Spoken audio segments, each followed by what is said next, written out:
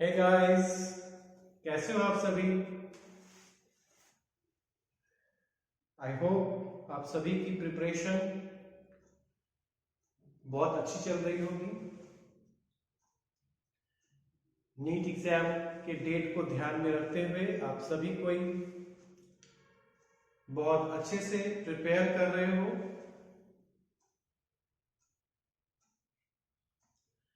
ठंडी काफी ज्यादा ही है, लेकिन आई होप आपकी जो एनर्जी लेवल है, आप में जो उत्साह है, आप में जो जोश है, वो इस ठंडी को डाउन कर देगा, कम कर देगा। तो अपने इस एनर्जी लेवल को, अपने इस उत्साह को, अपने इस जोश को बरकरार रखना है। इसको मेंटेन करते हुए अपनी नीट की प्रिपरेशन को आगे कंटिन्यू करना है। इसी कंटिन्यूएशन सीरीज में, जैसा कि आपकी तरफ से डिमांड हुआ था, next important topic for NEET exam, आज हम लोग पढ़ेंगे structure of nucleosome model.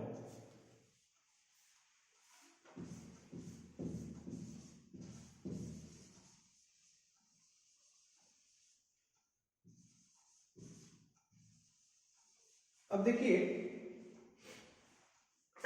Nucleosome as such अपने में कुछ भी नहीं है। न्यूक्लियोसोम एज सच अपने में कुछ भी नहीं है। It is, you can say, a combination of a protein and a non-proteinaceous part, या एक प्रोटीन और एक न्यूक्लिक एसिड। अब थोड़ा सा डिटेल इसका देख लें। एक न्यूक्लियोसोम में एक हिस्टोन प्रोटीन रहता है, एक positively charged histone protein which is spherical to disc shaped. आपके एनसीईआरटी में इसको स्फेरिकल शेप बताया है, बट अगर आप कोई रेफरेंस बुक पढ़ोगे, किसी फॉरेन राइटर की बुक पढ़ोगे, तो उसमें आपको ये डिस्क शेप का मिलेगा। तो this is spherical to disc shaped nucleosome, histone octamer.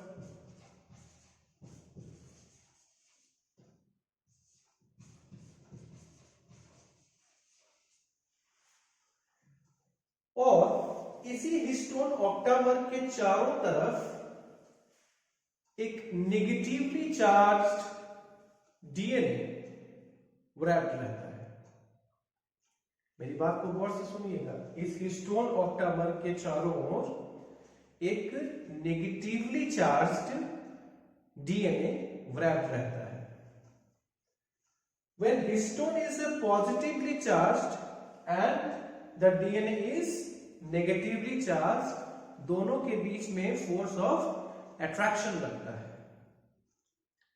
ये एक इंपॉर्टेंट क्वेश्चन बनता है।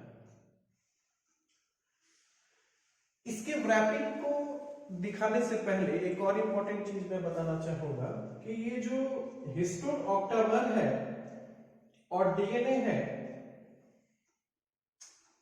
इसकी डिटेलिंग जाने के पहले ऑक्टामर पे आते हैं। ऑक्टामर वर्ड क्यों दिया गया है? Why the word octamer? अगर आपसे एग्जाम में पूछे तो याद रखेंगे, ऑक्टा मीन्स होता है 8। Octa means 8। This is composed of 8 smaller सब यूनिट्स। एनसीईआरटी में इसका डिस्क्रिप्शन ज्यादा नहीं है, लेकिन अच्छी बुक्स में इसके बारे में डिस्क्रिप्शन दिया हुआ है। 8 ऑक्टामर्स जो होते हैं वो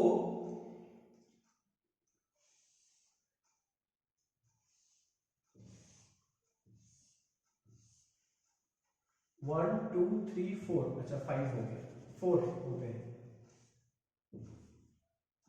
पहला यूनिट है H2A, दूसरा है H2B, तीसरा है H3 और चौथा है H4। ये हिस्टोन ऑक्टामर के 4 सब यूनिट्स हैं।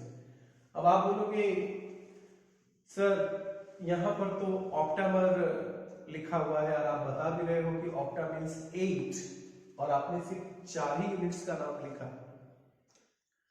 तो देखो जैसा 4 यूनिट्स अपर साइड होता है वैसा ही 4 यूनिट्स लोअर डिस्क में भी होता है।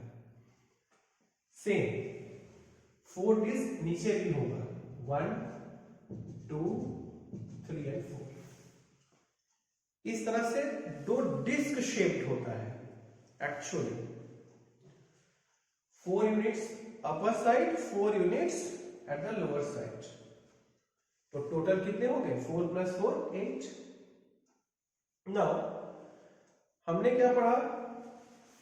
इसके चारों ओर एक negatively charged DNA molecule wrapped रहता है। ये एक नेगेटिवली चार्ज डीएनए है जो कि इसके चारों तरफ रैपिंग कर रहा है। फिर ये घूम के पीछे से घूम के यहां से वापस आएगा, फिर ये रैपिंग करेगा और ये कंटिन्यूअसली रैपिंग करते रहता है। अब आप बोलोगे सर इसका तो रैपिंग खुल सकता है, तो इसके लिए भी बहुत हाई क्लास पैकेजिंग है। दोनों रैपिंग न खुले इसके लिए यहां पर एक क्लिप रहता है। ये क्लिप इसको कहते हैं H1 स्टोन। क्या बोलते हैं? This clip is known as H1 stone.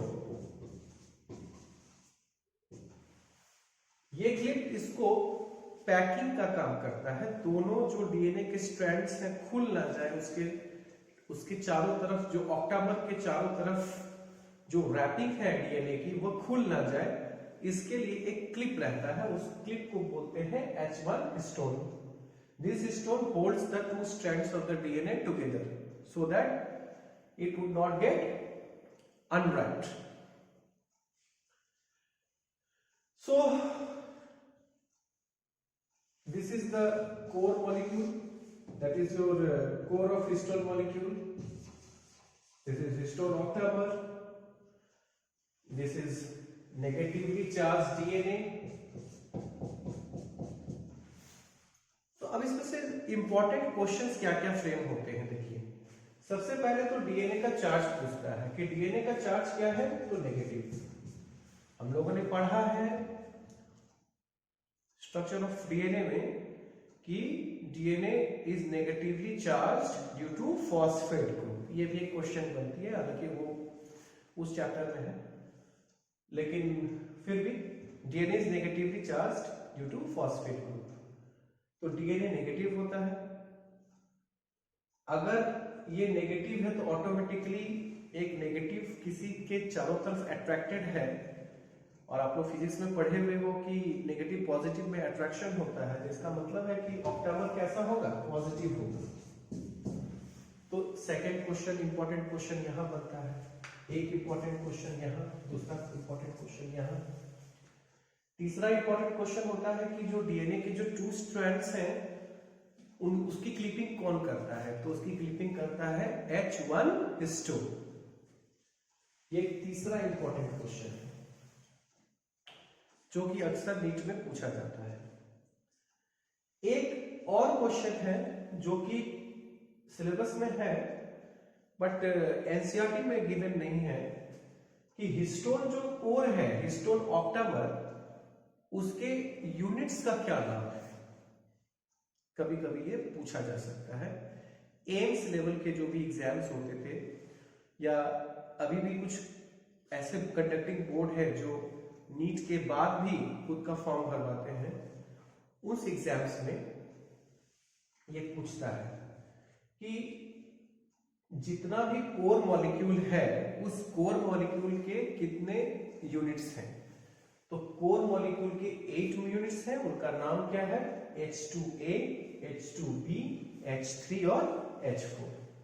इसका डबलिंग होता है, 1 पेयर सब कोई रहेगा तो टोटल 4 है, अगर सब कोई 1 पेयर है तो इसका मतलब 8 पीस हो गए। तो एक ये क्वेश्चन पूछता है, ये एक इंपॉर्टेंट बनता है, यूनिट्स। तो this is all about nucleosome model. अब ये न्यूक्लियोसोम एक्चुअली है क्या? तो न्यूक्लियोसोम कुछ नहीं है, ये एक्चुअली ना क्रोमोसोम्स का अनवाइंडिंग है। जब आप क्रोमोसोम को माइक्रोस्कोप के थ्रू एनालाइज करोगे, हाई इलेक्ट्रॉन माइक्रोस्कोप से, तो you will find the chromosome, they will look like beads on string.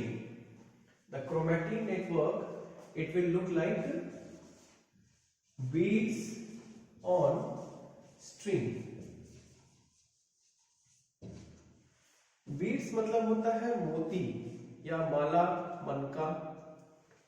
तो beads on string, किसी धागे में, string मीन्स धागा, किसी धागे में जैसे मोती पिरोया हुआ रहता है, उसी तरह से ये क्रोमैटिन नेटवर्क या क्रोमोसोम दिखाई देता है। लगता है कि जैसे धागे में गोल गोल मोती है। तो इस चीज को थोड़ा सा और समझ लीजिए। धागा क्या है? धागा वो डीएनए है। ये डीएनए जो रस्सी है, ये धागा का काम करती है, स्ट्रिंग का काम करती है, और उसमें जो मोती है वो आपका हिस्टोन ऑक्टामर है। ये गोल स्फेरिकल शेप्ड, डिस्क शेप्ड जो ऑक्टामर है, ये बीड्स का काम करती है, मोती का काम करती है। So the chromatin fibre looks like that. तो ये भी इंपॉर्टेंट क्वेश्चन बनता है, ये भी कई बार पूछा गया है। तो आई होप आपको न्यूक्लियोसोम मॉडल समझ में आया हो। अगर फिर भी कुछ गाइस आपको पूछना हो, कुछ और भी डिटेलिंग लेनी हो, या कोई डाउट हो इस टॉपिक में, नहीं समझ में आ रहा हो, या कोई ऐसा दूसरा टॉपिक है जो आप समझना चाह रहे हो अपने नीट एग्जाम के लिए, तो कमेंट बॉक्स में लिख कर जरूर बताएं। तब तक के लिए, अगर आपको समझ में आया हो, अच्छा लगा हो ये मेरी टीचिंग, तो चैनल को लाइक करें, सब्सक्राइब करें और शेयर करें। और नीट पर हमेशा फोकस्ड रहें, ध्यान दें, जरूर फोड़ के आओगे, एक दिन निकलेगा, जरूर निकलेगा। Have patience guys. Thank you so much.